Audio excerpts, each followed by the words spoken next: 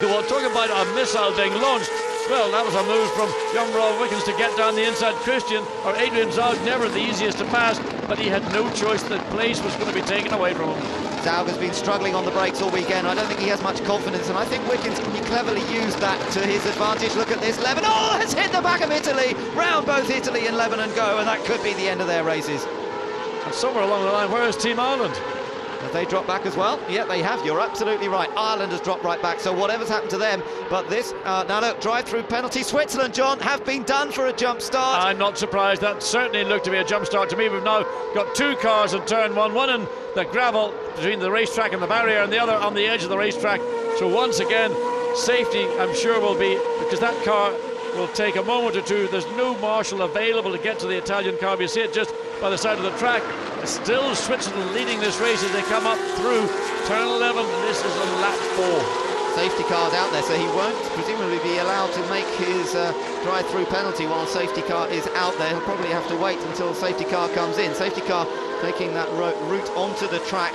And of course, there's Chris Alajajian. I feel so sorry for him in a way, although that one might have been his mistake. Earlier on today, he was in a points-paying position. It looked like Lebanon might score their first ever point, and he got hit by Thomas Enger. Let's take a look. This was something else. Well, let me see where Ireland, because we lost. Oh, no, that's the incident, lap. The first lap, yes. And that was just Noreen Carthagena, way too ambitious, trying to slide down the inside. Really, very little chance of getting down the inside into turn 7. There's not enough room.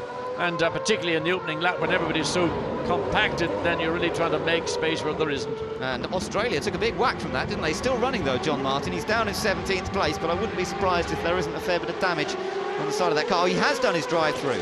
He's back out on track. That's helped because yes, he's done it indeed. under safety car. Yeah, So. and I think the Swiss team very happy indeed with that. They're looking back and thinking, well, we got the penalty, but are we going to be penalised that heavily or not?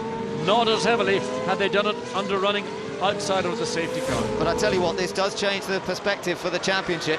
Let's take a look. This is Lebanon hitting Italy. Yeah, I mean, again, a no-brainer, trying to get down the inside, nowhere near far enough up alongside the Italian car. And there's the incident. Contacted to turn 1. We've seen a lot of problems, and well, again, that left rear, whether that was the consequence of riding up the back of the Italian car, I suspect it was.